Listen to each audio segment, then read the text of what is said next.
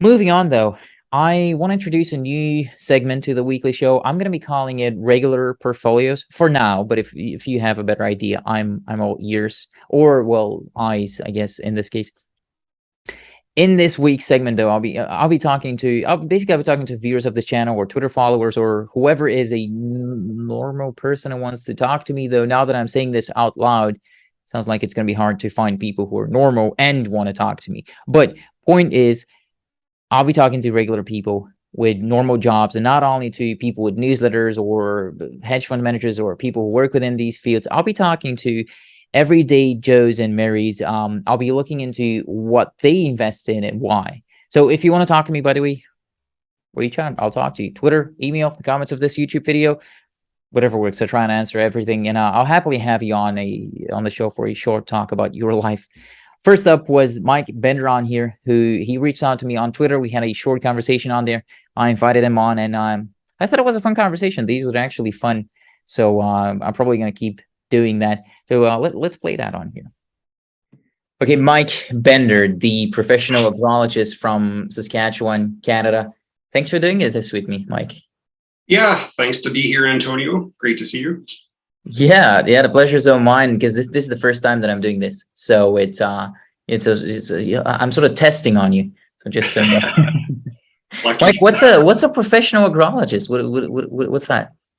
Yeah, to give you a bit of background, so I have a degree in Bachelor of Science in Agriculture, and for the most part, a professional agrology could kind of there's a lot of different paths being a professional agrology, but the idea there is to kind of protect the environment and protect, anything to do with agriculture and make recommendations to growers. So for the most part that I work in research and development and just try to get an idea of where that fits into agricultural so we can make good recommendations for growers to make sure we have safe and healthy food.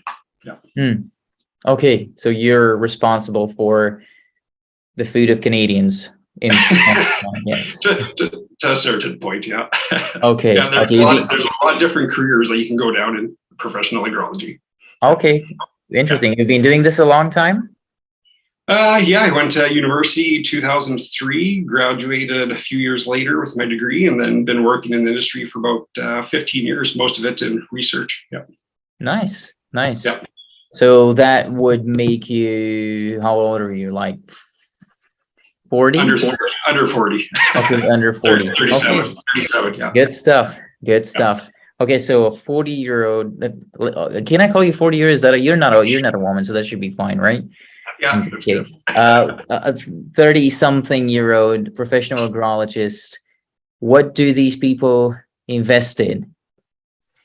Well, you know what? I think my portfolio probably shies away than maybe the average family or some of other people. But as I've become more attuned into the, investment community, I think there's a lot more people taking a lot more risk than they have in the past. I know my portfolio has grown since I first started, coming out of university. So I know my portfolio for myself has changed quite a bit. For the most part, when I first started investing, I have a financial advisor and, really kind of honed into mutual funds. So I'd put, monthly payment away into that. And that's worked really well. So in Canada, we have a tax-free savings account where we can put all of our up to about $5,000 a year. And so try to max that out every year. And so when we pull money from there, that essentially is tax-free. And then we also have what we call an RSP account where we can kind of defer taxes down the road, to retirement. So try to use that as much as possible too. And then also, for the most part, if we have non-registered accounts, some extra money can go into there. And for the most part, I deal with EdgePoint out of Toronto, actually, and they've been, 12 to 16% returns for the last 12 years. So they've done phenomenal. So for the most part, I'd say probably 75% of my net worth is with them. So that's what I kind of call my safe money. Got professionals working on that front where, I feel 20 years down the road that'll be there. And then, as I got a little bit older, a little bit more net worth, I've kind of started to dabble in some junior stocks, specifically in Canada. And there's lots of opportunity on the TSX venture here. A little risky, but definitely there's some opportunity too. And you can get some crazy gains. I would like to rephrase that. I think there's a lot of risk and a little bit of opportunity here and there. Actually, if you're talking about the TSX V specifically, what made you go more risky, I guess? Because you said coming out of university, you had a more conservative portfolio. What is it? Is it need or is it greed? Like, did you need higher returns or did you want higher returns? For me, you hit that point in life where you're allowed to take on a little bit more risk, right? So, you've been investing on, mutual funds for, 10, 12 years pretty heavily. So that gives you a bit of backbone in case things go sideways, taking on more risk. So that's how I kind of see it. So if actually my financial advisor said, Hugh, like actually 10 years ago, you should probably maybe put 5% of your portfolio into risky. He couldn't give me advice. So he said, just go out and pick whatever you want, right? So then you kind of do a little bit of research in your due diligence. But for me, it's kind of, the opportunity there is, I'm not too concerned if I lose money, right? Capital losses, capital gains, we can, shuffle money around here from a tax side. But to me, it's that opportunity. And I think there's quite a bit of opportunity and resources. So, and then also having the ability to participate in private placements too, right? So you can get shares up front and then, if you want to flip those and hold on to the warrants, right? So there's a bit of risk reduction there too from, my perspective. So everyone's perspective is a little bit different, but that's how I kind of see mine. Yeah, definitely. Those warrants sound like a good deal to me. I'm not an accredited investor yet. I'm hoping I'll be one day. I don't know if I will be, but that does sound like a good deal. So what did you? So you came out of university, you had a conservative portfolio, you got your job, you're working that, you thought you could take on more risk. What's the first thing that you started taking on more risk with? What was it? Uranium? No, it was actually oil stocks. So oil stocks, that's been about 10 years. And you know what? You have some big wins and you have some big losses, and you learn a lot along the way. So that definitely fines tune how I see things. And, the last, probably 2 years, I've really focused on uranium. Absolutely love Canalaska. And they're actually out of Saskatoon here too. So absolutely love Canalaska. And so I'd say, got a little bit uranium around here, and then a little bit of lithium, copper, and nickel. So kind of going that route. And then actually another thing I really like is the silicon. So how we're kind of shifting to ESG, and we never really talk about silicon, but HPQ Silicon, based out of Canada here, has phenomenal technology where they actually develop technology to create the fourth state of matter, plasma. So when you think about EVs, batteries and all that, so they can actually take silicon and have 70-80% reduction in greenhouse gases, make it very efficient, and move that forward into nano silicon particles. So when you think about batteries and charging, apparently that's supposed to be really phenomenal going forward. So got that in my portfolio, love them based on that, been holding them for 6 years. And that's where you start to realize when you play the junior game, you really have to hold on until the thesis changes. And for example, I bought them when they were 4 to 10 cents, and last year they went to about $1.60. But you sit there for about 4 years thinking you're losing and losing and losing, and all of a sudden one day things just pop and you hold on. Yeah. Okay, so you're confirming my expectation of having to be patient. And I could give you another example. So Canalaska. So I absolutely love Canalaska. I think when I was starting out, I was about 25, and Peter was about one of the only fellows that actually returned any of my phone calls or messages.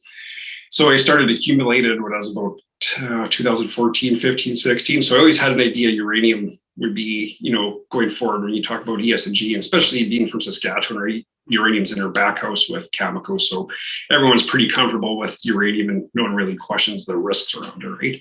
So became pretty comfortable with Canalaska and, really loved them. And the big reason was when I first got into junior stocks, there was a lot of CEOs that would never respond, or investor relations would never respond.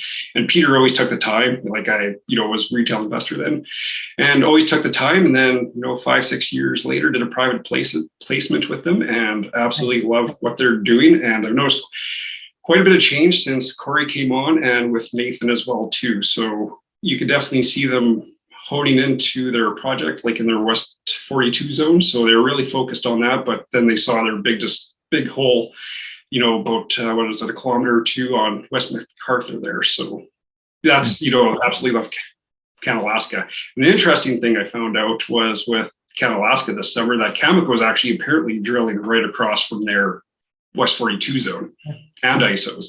So, that gives me a little bit of positive reinforcement to hold on to them too. So Makes sense. Yeah. That's one of the things that made me By Canada, Alaska. It sounds to me like you're quite diversified, though. You're in nickel, you're in silicon, all these other different places. That I guess you probably have a larger bandwidth than I do, because I try not to get as diversified. Are you diversified within the sectors, though? Like, for example, if we take uranium, you're mentioning Canada, Alaska, but are you mostly focusing in on the junior explorers, or do you try and diversify more? Yeah, so I own Cameco, so bought in. I can remember, so when COVID had rates, things really tanked. So bought in when it was about $10 there.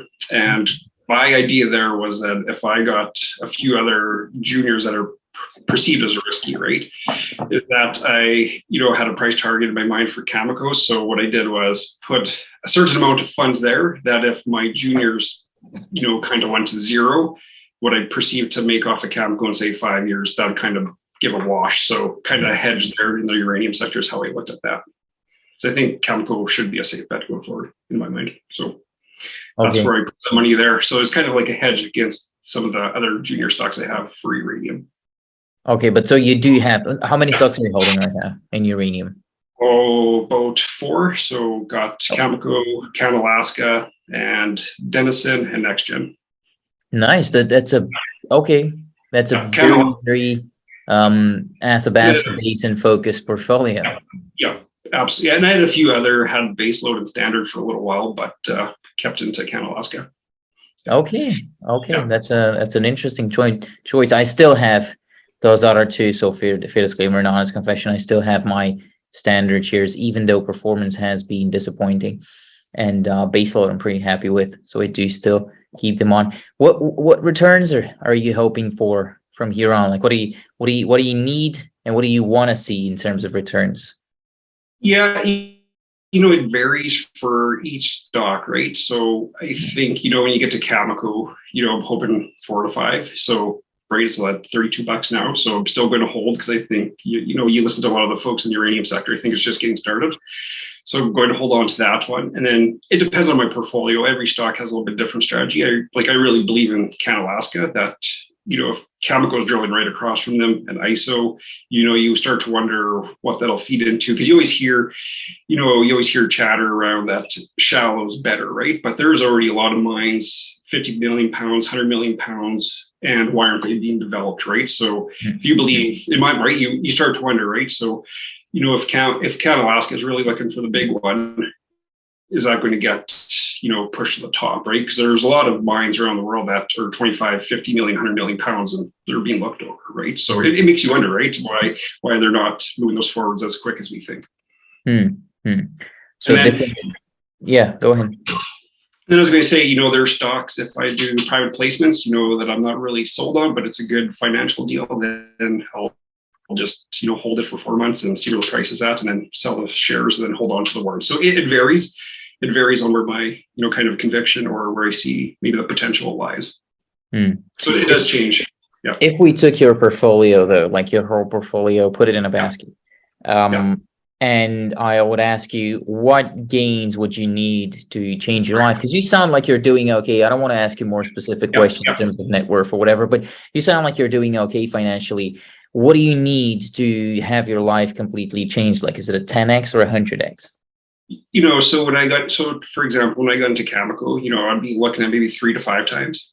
That's where look at that. When I look at junior explorers, since they are risky, and you look at some of the gains that can really happen. You get 5 to 10 times, right? That is possible. That's happened before to me in the past, and sometimes you just gotta wait and hold on. And if things change from their perspective, like if they quit drilling or if they change projects, well, it's usually a red flag. But right, there's things that you just got to wait for too sometimes. Okay. Yeah, it depends on, right? Junior, a little bit riskier. I'd say 5 to 10, or that's what I'm hoping for with Canada, Alaska. So. Okay, that's what you're hoping that. Well, that's a good. Yeah. That's a good thing, good idea that you're giving me here. So this is sort of what I'm hoping for. It would be totally life changing for me as well if I'd get a 10x on my whole portfolio from here on. Obviously, that would be life changing. Would a complete loss of capital change your life negatively though? Like if you, for example, you wake up tomorrow, you know massive crash or whatever, you lose, let's say not a complete, because that's highly unlikely, but you lose the majority of your money, like it's down 80% or something, and you have to sell out, would that ruin you financially? You know what? I think for penny stocks, no. But I guess the way to answer that is 70% of my net worth would be in mutual funds, where I'd consider that safe, even though it's not necessarily safe, right? But that's where the professionals are doing it day in, day out, picking businesses where they think will hammer through a recession or inflation or anything like that, right? So I'd say the money that I put into the junior resource sector is money that I can afford to lose. Obviously, no one ever wants to lose money, but I think, since I first started, there's a lot more attention being brought into it in the TSX venture. So that's the one thing I've noticed, where if I were to lose it, yeah, it would suck, but life would still go on. And that's where I think that's where holding comes into play. I think what I've seen is a lot of people come in, come out, and right, they probably get a little bit nervous, right? They're hoping for quick gains, but it takes time. And then all of a sudden 3 months might go by, and all of a sudden crazy things happen. Wow. Yeah. So, yeah. Yeah. No, it's So I'm hearing wise stuff from you. You're telling me patience in the junior space. You're telling me don't put all of your money on something that would destroy you financially if it would drop a lot in value. You're talking to me about risk reward. I'm liking what you're saying here. and you know what, it does change, right? So when I do private placements, and if I'm not really sold on the company, that changes my strategy too a little bit, right? It varies. So if in and out, and hold on to the warrants, and then away we go. But there's some companies where I think they got some good potential, like especially in uranium, and then some other ones too, depending on their partners. So okay. yeah. Well, Mike, before I let you go here, if you could go back in time to your 26-year-old self, which I'm 26 right now, what would you tell that kid? You know what? Take profits where you can, and definitely hold on and be patient. I think that's the biggest thing. I could give you lots of examples where I wish I would have held on an extra year or 6 months, and that gets the best of guys, because it can be a little tricky there at times where things just keep going down, and then one day things pop pretty sporadically, and you wish you would have held on. Okay, so be right and sit tight, and Yeah. nobody went broke taking a profit. Is that what you're telling me? Yeah. Yeah, Yeah. that's true. Yeah. That's true. And I think big thing is to, make sure you try to understand the projects and where they're going with them too. And that's what I try to do a fair bit as well too. So it's not just a money play. It's what are you actually putting your money into, and also the management group too. So. Okay, well, you're telling me all great stuff. You're talking about patience. You're talking about risk reward. You're talking to me about due diligence. I like it, Mike. I like it. Yeah. Thanks for sitting down with me. Yeah, no, my pleasure, Antonio. Appreciate it.